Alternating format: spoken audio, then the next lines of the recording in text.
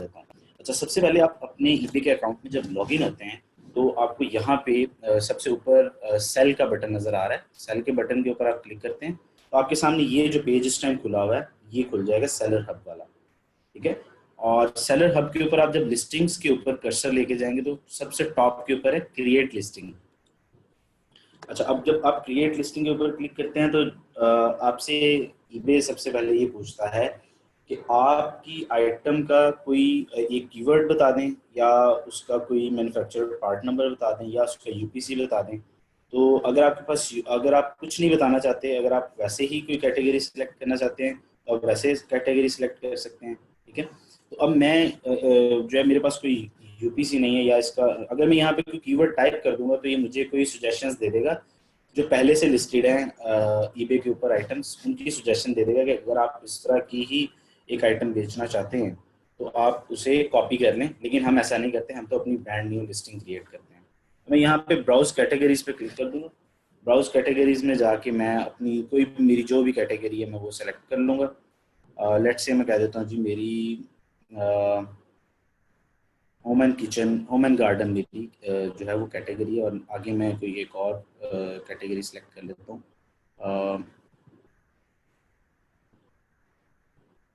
मैं सेलेक्ट कर लेता हूँ किचन डाइनिंग एंड बार, और उसके बाद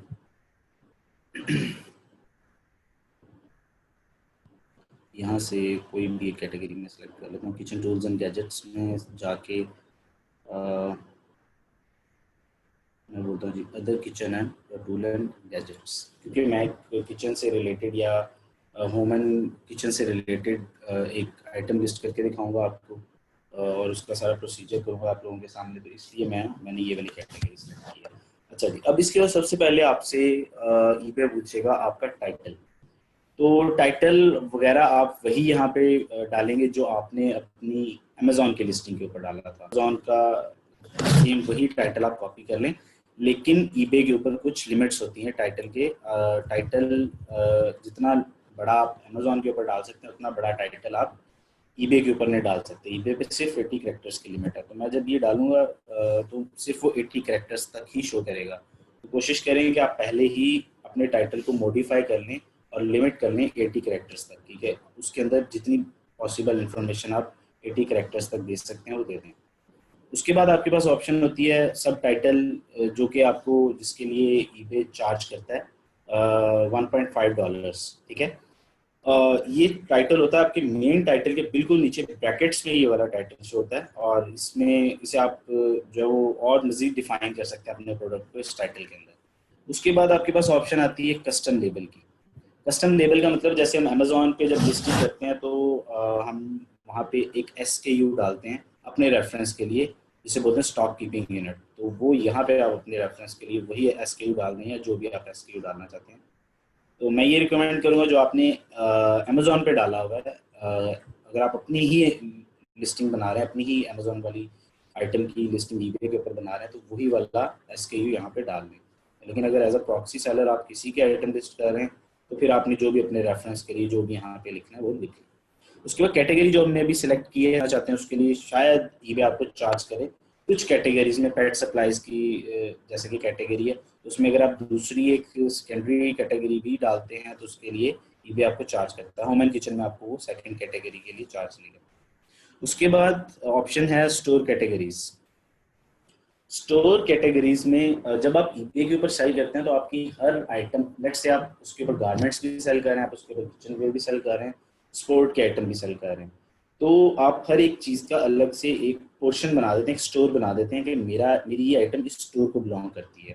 वो स्टोर आपके बैकएंड पे ईबे के अंदर ही बनता है। तो यहाँ से अगर आप कोई स्टोर बना के उसमें डालना चाहते हैं ये आइटम जो आप लिस्ट कर रहे हैं, तो यहाँ से आपके पास वो स्टोर्स शो हो जाएंगे जो आपने क्रिएट किए हुए हैं पहले से। तो हमारे पास ये सारे स्टोर्स क्रिएट हुए हुए हैं। तो ठीक है, उसके बाद एक ही आइटम को आप 2 से 3 स्टोर्स में मुख्तलिफ स्टोर्स में डाल सकते हैं। तो ये कोई इतना इम्पोर्टेंट स्टेप नहीं है जिसे आपको जो है वो लाजमी करना है और लाजमी कोई स्टोर बनाना है। आप अदर की ऑप्शन सेलेक्ट करके भी जो है प्रोसीड कर सकते हैं। उसके बाद क्रिएट वेरिएशंस। अब आपकी प्रोडक्ट की अगर तो वेरिएशन है तो आप क्रिएट वेरिएशंस पे क्लिक करेंगे और यहाँ से अब आप बताएंगे कि कौन सी वेरिएशन है, मैं बोलता हूँ कलर की वेरिएशन है मेरे पास। उसके बाद ऑप्शंस आ रही हैं, ये हम मैं टाइप भी कर सकता हूँ खुद से एट्रीब्यूट। कलर नहीं है, साइज है, तो मैं यहाँ से इसे क्लोज करूँगा और ऐड पे क्लिक कर दूंगा।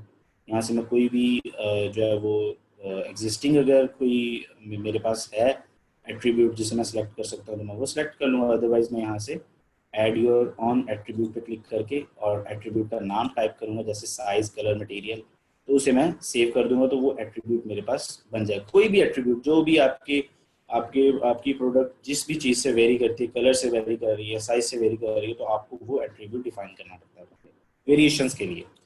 तो मैं यहाँ से कलर सेलेक्ट किया और उसके बाद सेव किया और अच्छा जी, अब मैंने सेव पे क्लिक किया और उसके बाद मुझे कलर सेलेक्ट करने हैं कि मेरे पास कौन कौन से कलर्स हैं। कलर्स में मैं खुद से टाइप कर सकता हूँ, उनका टेक्स्ट भी मैं खुद से टाइप कर सकता हूँ।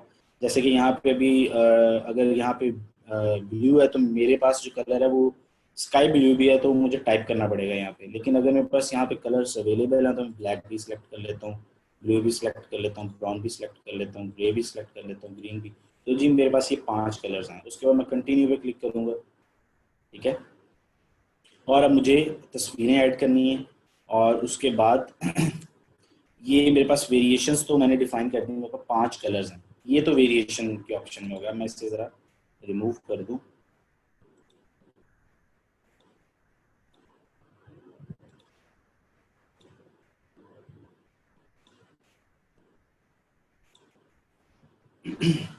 उसके बाद मुझे यहाँ पे फोटोज डालनी है, ठीक है। फोटोज के लिए आप ऐड फोटोज पे क्लिक करेंगे, सब फोटोज को सेलेक्ट करेंगे और उनमें से किसी एक फोटो को प्राइमरी बना देंगे। और उसके बाद अगर आपको वेरिएशन की फोटोज डालनी है तो वो भी आप अलग अलग से डालना चाहते हैं तो आप डाल सकते हैं वेरिएशन की फोटोज, ठीक है। और वेरिएशंस वाले केस में आपको यहाँ पे हर एक का अलग अलग एसकेयू देना पड़ेगा, हर एक का अलग से यूपीसी देना पड़ेगा। अगर आप फोटो डालनी है तो फोटो अलग से डालनी पड़ेगी। अगर आप डालना चाहते हैं, अगर आप चाहते हैं कि डिफ़ॉल्ट फ़ोटोज़ ही यूज़ हों तो आप डिफ़ॉल्ट फ़ोटोज़ को ही जो है वो यूज़ कर सकते हैं। अगर आप चाहते हैं कलर की यूज़ हों अलग अलग से तो आपको कलर सेलेक्ट करना पड़ेगा। तो आपसे बोलेगा हर कलर की अलग से फ़ोटोज़ सेलेक्ट करो। पहले मैं ब्लैक की फ़ोटोज़ को सेलेक्ट कर लूँगा, अपलोड कर लूँगा, उसके बाद ब्लू की, उसके बाद ब्राउन की, ग्रे की और उसके बाद ग्रीन की, ठीक है। तो ये तरीकाकार है वेरिएशन लिस्टिंग्स के लिए। अच्छा, उसके बाद आपने यूपीसी में अगर सिंगुलर है या वेरिएशन है, अगर आपके पास यूपीसी है तो आप यहाँ पे यूपीसी लिख दें, अगर नहीं है तो यहाँ पे डज नॉट अप्लाई को सेलेक्ट कर लें, ठीक है। उसके बाद अगर मैं यहाँ से सेव एंड क्लोज कर दूंगा तो ये मेरे पास जो मेरा वेरिएशंस की लिस्टिंग का डाटा है वो सेव हो जाएगा। लेकिन मुझे वेरिएशंस तो क्रिएट नहीं करनी, मुझे आप लोगों को दिखानी है सिर्फ एक सिंपल सिंगुलर लिस्टिंग क्रिएट करके दिखानी है, ठीक है। उसके लिए मैं यहाँ से पीछे जाऊंगा और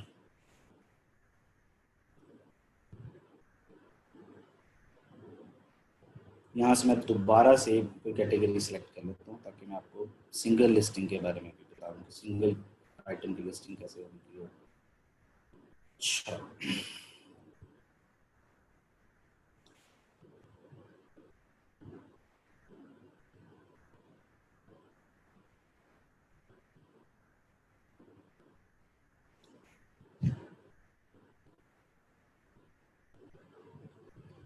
अच्छा जी, अब वेरिएशंस पे हमने बात कर ली, वेरिएशंस के बारे में आपको सब कुछ समझ आ गया होगा। उसके बाद है ना आप eBay आपसे पूछता है आपका ब्रांड नेम। मैं ब्रांड नेम में अपना जो भी मेरी लिस्टिंग के ऊपर ब्रांड नेम है, अगर आप अपनी अमेजोन की लिस्टिंग को कॉपी कर रहे हैं eBay के ऊपर तो आप अपना ब्रांड नेम लिख देंगे। अगर आप किसी proxy seller as a proxy seller किसी की आइटम लिस्ट कर रहे हैं तो आप यहाँ पे उस बंदे की जो लिस्टिंग है उसका ब्रांड नेम लिख देंगे यहाँ पे।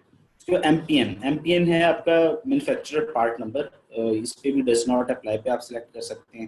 अगर आपको एंटर करना है तो आपके पास उसका एमपीएन है तो आप यहाँ पे लिख सकते हैं। उसके बाद कस्टम बंडल के आप इसमें कस्टम बंडल की ऑप्शन देना चाहते हैं, नहीं हम नहीं देना चाहते। उसके मॉडिफाइड आइटम नो, उसके बाद नॉन डोमेस्टिक प्रोडक्ट, इन चीज़ों को आप छोड़ दें। कंट्री रीजन ऑफ मैन्युफैक्चर आप सेलेक्ट कर लें जो भी है। लेट्स से अगर चाइना है तो आप यहाँ से चाइना सेलेक्ट कर लें, ठीक है। और उसके बाद है अगर आप कोई वार्निंग देना चाहते हैं यहाँ पे तो हम वार्निंग कोई भी नहीं देना चाहते। ये बेसिकली होता है होम एंड किचन में कुछ वार्निंग्स वगैरह अगर आप देना चाहते हैं, कोई चॉकिंग हैजर्ड्स देना चाहते हैं, बच्चों के लिए कोई वार्निंग देना चाहते हैं तो आप यहाँ पे टाइप कर सकते हैं। उसके बाद ऑप्शन आ रही है आपके पास सेल एज लॉट, लेकिन हम लॉट एज अ लॉट तो सेल नहीं करेंगे, हम तो सिंगल पीस 2 पीसीज या 3 पीसीज सेल करते हैं हमेशा, तो इसे हम सेलेक्ट नहीं करेंगे।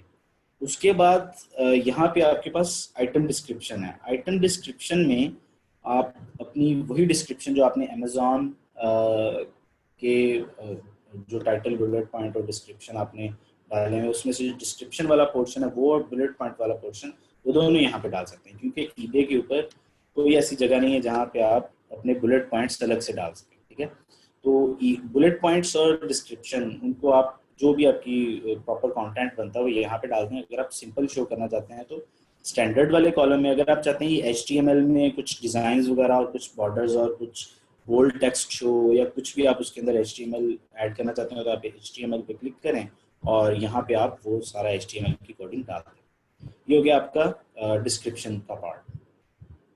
उसके बाद ईबे के ऊपर फॉर्मेट होता है लिस्टिंग का, अमेजोन के ऊपर ऐसा कोई चक्कर नहीं है। ईबे के ऊपर होता है, दो किस्म की लिस्टिंग्स होती हैं, एक होती है ऑक्शन स्टाइल।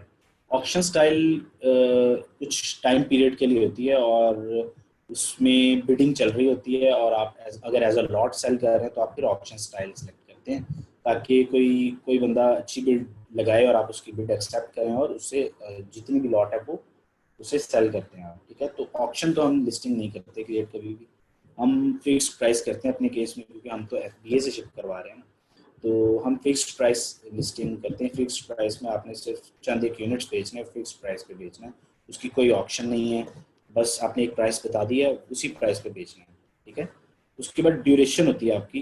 ड्यूरेशन में आप बता सकते हैं कि 3 दिन के बाद जो भी लिस्टिंग आपने क्रिएट की, 3 दिन, 5 दिन, 10 दिन, 15 दिन, इतने दिन के बाद ये लिस्टिंग बंद हो जाए ऑटोमेटिकली और आप इसे रीलिस्ट करें। लेकिन हम ऐसा नहीं करते, हम गुड टिल कैंसल्ड लिस्टिंग जो है वो हमेशा क्रिएट करते हैं। गुड टिल कैंसल्ड का मतलब है कि जब तक खुद सेलर कैंसिल ना करे उस लिस्टिंग को, तब तक वो लिस्टिंग डिलीट नहीं होगी। क्यों? क्योंकि हम इसको इसलिए किसी 3 डेज, 5 डेज या 7 डेज के पीरियड के लिए लिस्ट नहीं करते, और गुड टिल कैंसल्ड इसलिए लिस्ट करते हैं क्योंकि हमारी जब सेल्स हो रही होती हैं, हमारी लिस्टिंग के ऊपर एक सेल्स हिस्ट्री डेवलप हो रही होती है। तो सेल्स हिस्ट्री हमें आने वाले ऑर्डर्स के लिए हेल्प करती है, और हमारी लिस्टिंग की जो पोजीशन है वो भी इम्प्रूव हो रही होती है ईबे के ऊपर, तो और उसका एक बैकग्राउंड बन जाता है लिस्टिंग का। इसलिए हम हमेशा good till cancelled listing create करते हैं, इसकी कोई ड्यूरेशन नहीं रखते हैं। उसके बाद ऑप्शन है कि आप अपनी लिस्टिंग को लाइव कब करना चाहते हैं। अगर आप कोई शेड्यूल करना चाहते हैं उसे, तो उसका चार्ज करेगा ईबे, लेकिन मैं यहाँ पे सिलेक्ट कर रहा हूँ start my listing when I submit that. जब मैं इसको सबमिट पे क्लिक करूँ उसी टाइम राइट अवे ये ईबे के ऊपर लिस्ट हो जाए। उसके बाद वो पूछ रहा है जी बाय नाउ प्राइस क्या है आपकी। आपने यहाँ पे जो आप अपनी प्राइस देना चाहते हैं वो यहाँ पे लिखेंगे, जिसको कस्टमर बाय करेगा आके, और उसे वो प्राइस शो होगी, वो प्राइस यानी कि जो आपकी सेल्स प्राइस है इन शॉर्ट। ठीक है, उसके बाद बेस्ट ऑफर वगैरह, ये अगर आप कुछ उसके ऊपर ऑफर्स वगैरह देना चाहते हैं, अगर आप भी एक मतलब अगर कस्टमर, ईबे का कस्टमर आपको ऑफर भी भेजता है ना कि मुझे आप ये चीज़ इतने में दे दो। ठीक है, और जो आपका मतलब वो आपको एक ऑफर की तरह डिस्प्ले होती है, आपकी ईमेल आ जाती है आपको कि आपके फलां कस्टमर ने ऑफर दी है कि अगर आप $20 की बेच रहे हैं तो वो अपनी ऑफर देगा जी मुझे $15 की दे दें। तो आप पे डिपेंड करता है कि आप उस ऑफर को एक्सेप्ट करते हैं या काउंटर ऑफर करते हैं, और उसको अपनी तरफ से एक ऑफर दे देते हैं कि ठीक है आपने 15 बोला है, मैं आपको 17 में देने को तैयार हूँ 20 की बजाय। तो इस तरह से वो ऑफर सिस्टम होता है। अब यहाँ पे ईबे सबसे पहले तो पूछ रहा है कि क्या आपके जो बायर्स हैं वो आपको ऑफर भेज सकते हैं अपनी तरफ से। उसके बाद पूछे automatically accept offer of at least, यहाँ पे आप सेट कर सकते हैं कि एटलीस्ट इतने की ऑफर हो तो आप एक्सेप्ट करेंगे ऑटोमेटिकली, और अगर आप डिक्लाइन करना चाहते हैं तो लोअर देन दिस डॉलर, इतनी अमाउंट से अगर लोअर हो तो उसे ऑटोमेटिकली डिक्लाइन कर दें। अच्छा, उसके बाद है क्वांटिटी की ऑप्शन। क्वांटिटी आप कितनी डालना चाहते हैं। अगर आप एक नए सेलर हैं और आपका पुराना ईबे अकाउंट नहीं है, नए सेलर हैं, तो आप हमेशा क्वांटिटी 1 या 2 रखें, क्योंकि ईबे आपको लिस्ट नहीं करने देगा, क्योंकि आपके ऊपर सेलर लिमिट्स होती हैं। तो स्टार्ट में 1 क्वांटिटी 2 क्वांटिटी रख के जब आपकी सेल स्टार्ट होती हैं, फिर आपको ईबे खुद ही बोल देता है कि आप ईबे से रब्ता करें कॉल करके, जो ऑनर है वो खुद कॉल करे और रिक्वेस्ट करे उनके कस्टमर सपोर्ट नंबर पे कॉल करके रिक्वेस्ट करेगा कि मुझे अपनी सेल्स लिमिट जो है वो इंक्रीज करवानी है, ठीक है। तो फिर उसके बाद आप जैसे जैसे सेल्स लिमिट इंक्रीज होती जाती है, आप उस तरह से अपनी क्वांटिटी और अपनी लिस्टिंग, नंबर ऑफ लिस्टिंग्स को इंक्रीज कर सकते हैं। उसके बाद अगर प्राइवेट लिस्टिंग पे अगर आप क्लिक कर देंगे तो आपकी लिस्टिंग के ऊपर जो सेल्स हिस्ट्री है वो शो नहीं होगी कि कौन कौन से बायर्स ने बाय किया है, दूसरे बायर्स को शो नहीं होगी कि कौन से बायर ने इस सेलर से बाय किया।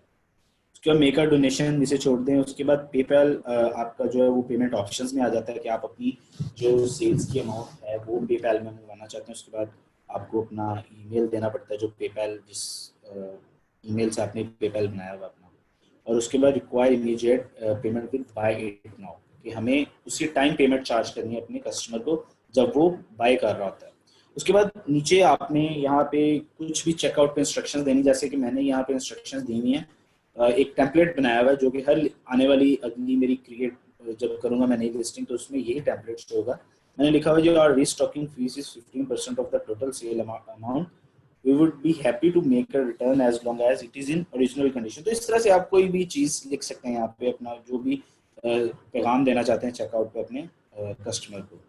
उसके बाद सेल्स टैक्स इसे छोड़ दें, ये हम नहीं लिखते यहाँ पे।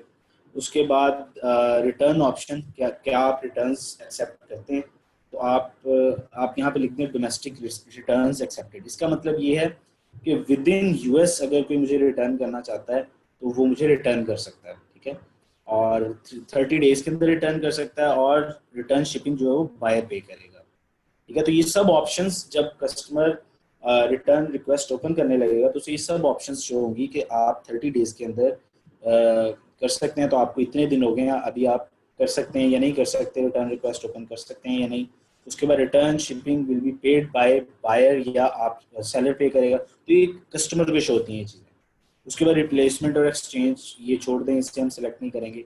इंटरनेशनल अगर आप एक्सेप्ट करना चाहते हैं तो ठीक है, नहीं तो हम बंद कर देते हैं। से अमेजोन के केस में तो ऑफ कोर्स, क्योंकि हम शिप नहीं करेंगे ना यूएसए से बाहर, तो शिप नहीं कर रहे हैं। अगर हम अपनी ही आइटम को कॉपी कर रहे हैं अमेजोन से ईबे के ऊपर, तो हम सिर्फ यूएसए के अंदर शिप करेंगे ना, क्योंकि एफबीए तो हमारा बाकी कंट्रीज में शिप भी नहीं करेगा। अमेजोन एफबीए से तो शिप नहीं करेगा। तो यहाँ पे जो ऑर्डर्स आएंगे ईबे पे वो हम सबमिट करवाते हैं एमसीएफ के थ्रू अमेजोन एफबीए में। अब एफबीए से जो है वो एमसीएफ होता है सिर्फ विद इन यूएस, ठीक है। तो इसलिए हम इसे शिप टू की ऑप्शन में नीचे शिपिंग डिटेल्स की ऑप्शन आ रही है कि आप डोमेस्टिक शिपिंग में कौन सी सर्विस यूज़ करना चाहते हैं, कोई भी सर्विस सेलेक्ट कर लें जो भी आपके लिए यहाँ से जो है वो फिजिबल है। यूपीएस ग्राउंड है, उसके अलावा जितनी भी यूएसए में यूज़ होती हैं शिपिंग सर्विसेज वो सारी यहाँ पे लिस्टेड है। मैंने UPS ground 1 to 5 days select कर लिया। उसके बाद यहाँ पे कॉस्ट अगर मुझे फ्री शिपिंग रखनी है तो फ्री शिपिंग सेलेक्ट कर लूँगा, अभी कॉस्ट देनी है शिपिंग कॉस्ट, तो मैं फ्री शिपिंग का ऑप्शन जो है वो डी सेलेक्ट करके यहाँ पे शिपिंग कॉस्ट डाल दूँगा, जो भी शिपिंग कॉस्ट मुझे कस्टमर को चार्ज करनी है। उसके बाद अलास्का हवाई में अगर मुझे कुछ सरचार्ज करना है, वाकई हम करते हैं ये, क्योंकि वहाँ पे शिपिंग और रिटर्न शिपिंग जो है वो ज़्यादा चार्ज होती है। जो आप शिपिंग करते हैं वो ज़्यादा चार्ज होती है बनिस्बत दूसरी स्टेट्स के, ठीक है। तो इसे हम सेलेक्ट कर देते हैं यहाँ से, add a surcharge for Alaska Hawaii and यूट्रो, ठीक है।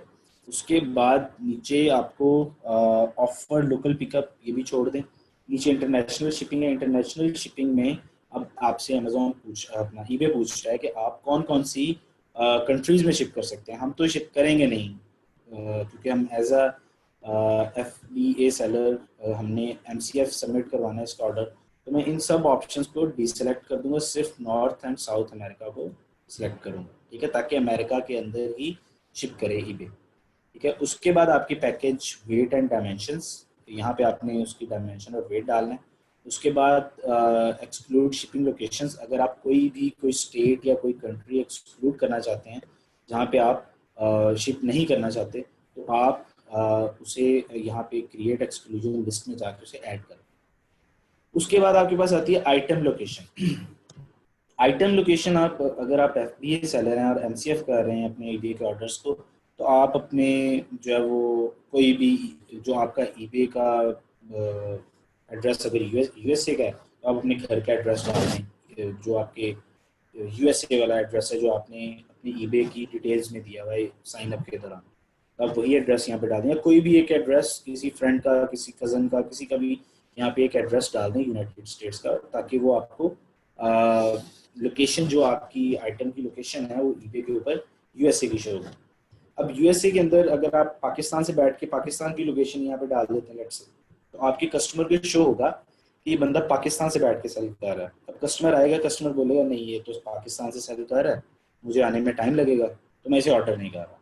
कस्टमर प्रेफर करेगा, और कुछ कस्टमर्स फिल्टर भी लगाते हैं कि जो सेलर्स यूनाइटेड स्टेट्स की लोकेशन में बैठे हुए हैं या फलां जगह की लोकेशन में बैठे हुए हैं उनकी मुझे लिस्टिंग्स शो करो। तो हम हमेशा यहाँ पे यूनाइटेड स्टेट्स की कोशिश करते हैं कि यहाँ पे लोकेशन, आइटम लोकेशन डालें। उसके बाद अगर आप अपनी लिस्टिंग को प्रमोट करना चाहते हैं तो यहाँ पे बूस्ट योर आइटम्स पे क्लिक करें, और उसके बाद आपको वो कोई एड रेट यहाँ पे बताना पड़ता है परसेंटेज में, जो कि नीचे ईबे भी बता रहा होता है कि आप 6.2 कंपेटिटिव एड रेट आप डाल दें। 6.2% का मतलब है कि 6.2% ईबे आपसे लेगा आपकी आइटम्स का जो भी सेल होंगे, ठीक है। उसके बाद आपकी लिस्टिंग फीस है जो कि इस टाइम 0 शो हो रही है। कुछ केसेस में ये यहाँ पे कुछ नॉमिनल सी फीस भी शो होती है, लेट्स से $1 या $1.5 या 50 सेंट्स या 20 सेंट्स, इस तरह से आपको फीस शो होती है आइटम लिस्ट करने की। वो इस केस में अगर आपने कोई ईबे के ऊपर सब्सक्रिप्शन नहीं ली हुई, स्टोर सब्सक्रिप्शन नहीं ली हुई, तो वो आपको फिर ईबे फीस चार्ज करता है, ठीक है, या कुछ सेलेक्टिव कैटेगरीज में। तो उसके बाद आप ये सारा डाटा फिल करने के बाद उससे लिस्ट आइटम पे क्लिक करते हैं, आपकी आइटम, आपकी लिस्टिंग बन जाती है, ठीक है। तो ये तरीका है ईबे के ऊपर लिस्टिंग बनाने का।